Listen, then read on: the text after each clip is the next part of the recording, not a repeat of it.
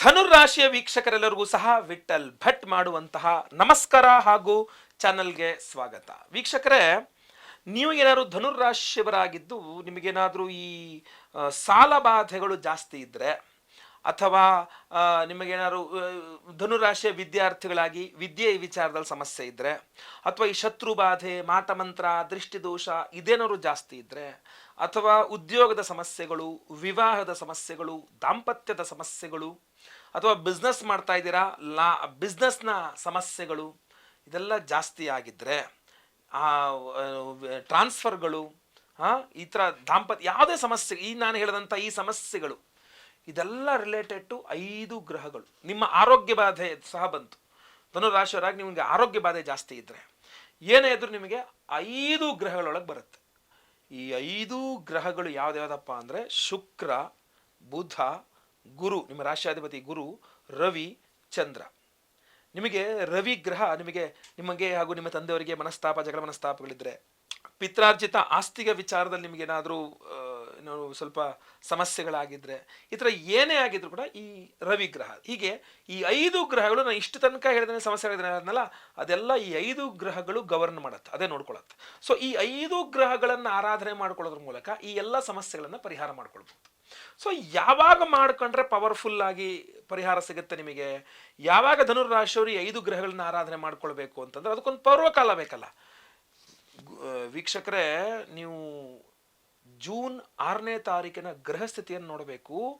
ಪಂಚಮಹಾಗ್ರಹ ಕೂಟ, ಈಗ ನಾನು ಏನು ಹೇಳೋದಲ್ಲ 5 ಗ್ರಹಗಳು, ಈ 5 ಗ್ರಹಗಳು ಸಹ ಜೂನ್ 6ನೇ ತಾರೀಕು ಒಂದೇ ರಾಶಿಯಲ್ಲಿ ಸೇರ್ತಾ ಇದೆ. ಆ ರಾಶಿ ವೃಷಭ ರಾಶಿ.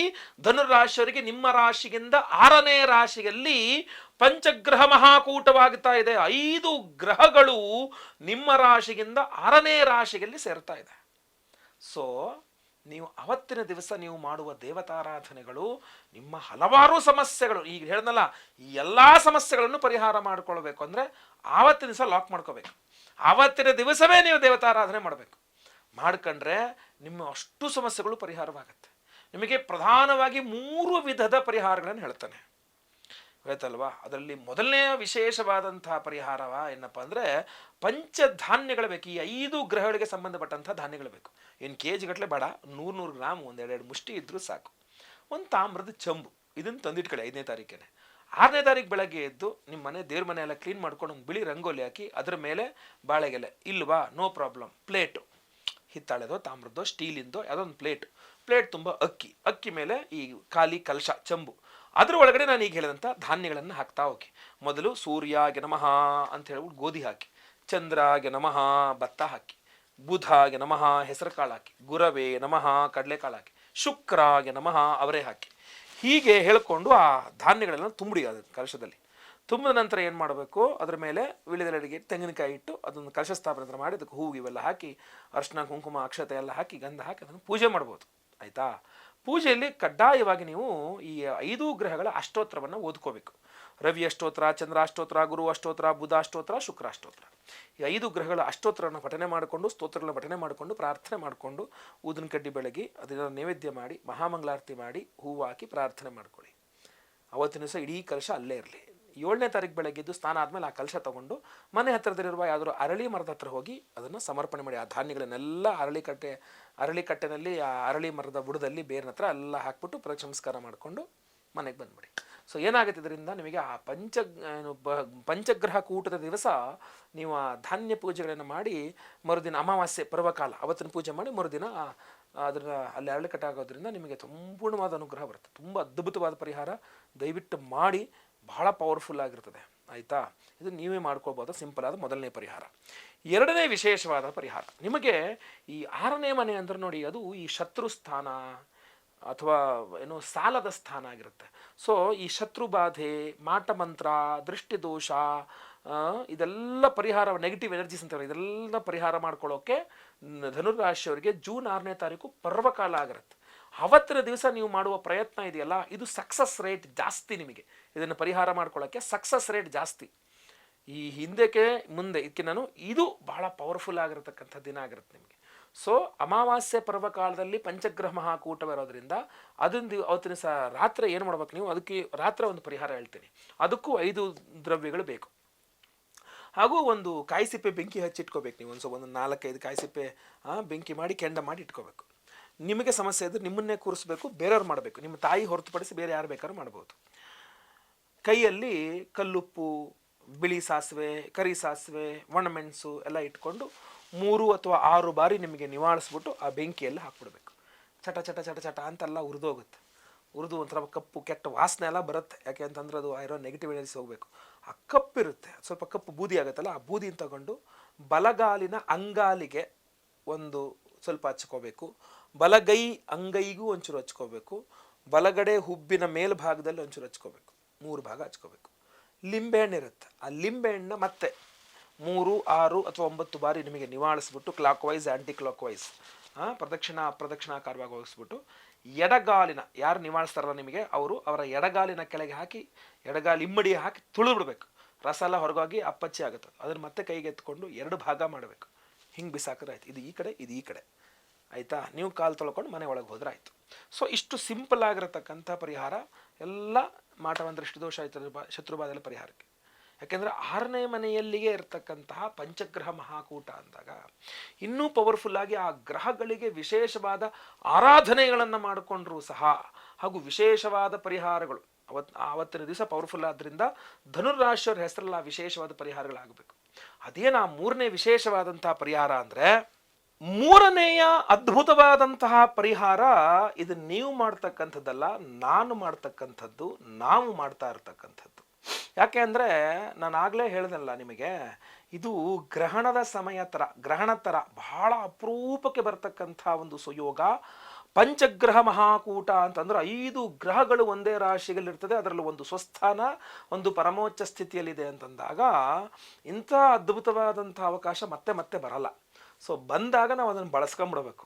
ಸೊ ಆವತ್ತಿನ ದಿವಸ ನಿಮ್ಮೆಲ್ಲರ ಈ ದೃಷ್ಟಿದೋಷ, ಮಾಟಮಂತ್ರ, ಶತ್ರುಬಾಧೆ ಇದೆಲ್ಲ ಪರಿಹಾರವಾಗಬೇಕು ಅನ್ನುವ ಕಾರಣದಿಂದಲೇ ನಮ್ಮ ಯಾಗಶಾಲೆಯಲ್ಲಿ ಬಹಳ ವಿಶೇಷವಾಗಿ ಕುದೃಷ್ಟಿ ಪರಿಹಾರ ಹೋಮ ಅಂತ ಒಂದು ವಿಶೇಷವಾದಂಥ ಹೋಮವನ್ನು ಮಾಡ್ತಾ ಇದ್ದೇವೆ.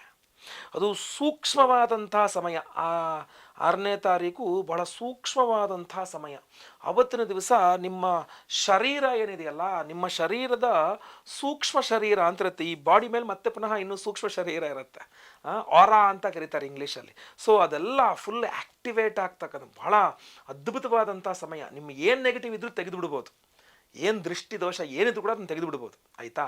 ಸೊ ಅದು ಬಹಳ ಪವರ್ಫುಲ್ ಆಗಿದ್ದರಿಂದಾಗಿ ಅವತ್ತಿನ ದಿವಸವೇ ಕುದೃಷ್ಟಿ ಪರಿಹಾರ ಹೋಮವನ್ನು ಮಾಡ್ತಾ ಇದ್ದೇವೆ.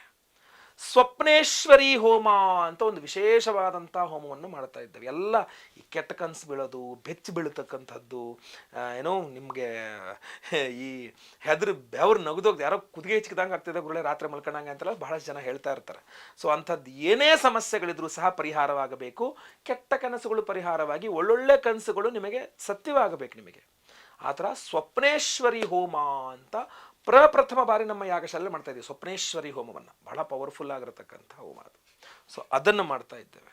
ಅದರ ಜೊತೆಯಲ್ಲಿ ಈ ವಾಸ್ತು ದೋಷಗಳು, ಯಾಕೆಂದರೆ ಈ ಪಂಚಗ್ರಹ ಮಹಾಯೋಗ ಕೂಟದಲ್ಲಿ ಕೂತ್ಕೊಂಡಾಗ ಎಲ್ಲ ವಾಸ್ತು ದೋಷಗಳು ಪರಿಹಾರ ಮಾಡ್ಕೊಳ್ಳೋಕ್ಕೂ ಇದು ಅದ್ಭುತ ಕ್ಲೆನ್ಸಿಂಗ್. ಮನೆಯೆಲ್ಲ, ಅದು ಬೇಕಾದ್ರೆ ಸ್ವಂತ ಮನೆ ಆಗಿರಲಿ, ಬಾಡಿಗೆ ಮನೆ ಆಗಿರಲಿ, ಲೀಸ್ ಮನೆ ಆಗಿರಲಿ, ಯಾವ ಮನೆ ಆಗಿರಬೇಕು, ಆ ಜಾಗವನ್ನು ಶುದ್ಧಿ ಮಾಡ್ಕೊಳ್ಳೋಕೆ ಅದ್ಭುತವಾದಂಥ ಸಮಯ ಇದು.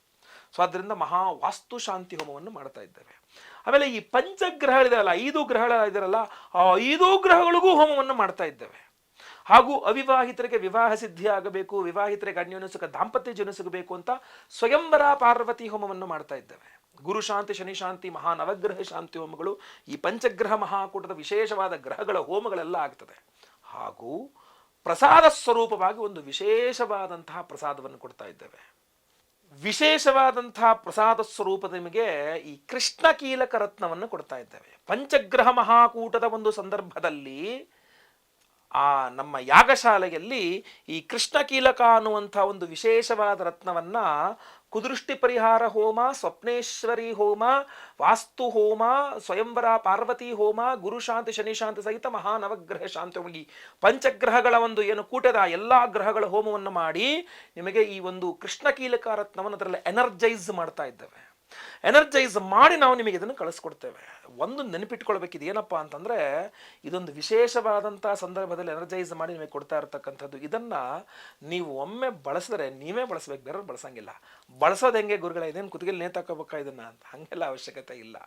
ಇದನ್ನು ಏನು ಮಾಡಬೇಕು ಅಂತಂದರೆ, ಕಡ್ಡಾಯವಾಗಿ ನೀವು ಮಲಗುವ ಹಾಸಿಗೆಯಲ್ಲಿ ಇಟ್ಕೋಬೇಕು. ಇದನ್ನು ನಿಮ್ಮ ತಲೆದಿಂಬು ಕೆಳಗಡೆ ಇಟ್ಕೋಬಹುದು, ಇಲ್ಲ ನಿಮ್ಮ ಹಾಸಿಗೆಯಲ್ಲೂ ಇಟ್ಕೋಬಹುದು. ಎರಡು ಆಪ್ಷನ್ಸ್ ಇದೆ, ಯಾವುದಾದ್ರೂ ಪರವಾಗಿಲ್ಲ. ಇದ್ರ ಮೇಲೆ ನೀವು ಮಲಗಿದಾಗ, ಅಂದರೆ ಹಿಂಗೆ ಮಲ್ಕೊಂಡ್ರೆ ಚುಚ್ಚಿಬಿಡ್ತದೆ, ಮತ್ತೆ ಹೀಗೆ ಇದನ್ನು ಅಡ್ಡ ಇಟ್ಕೊಂಡು ಇದ್ರ ಮೇಲೆ ಮಲಗಬೇಕು. ಇಲ್ಲ ತಲೆದಿಂಬು ಕೆಳಗಡೆ ಆದರೂ ಇದನ್ನ ಇಟ್ಕೊಂಡು ಮಲ್ಕೋಬಹುದು.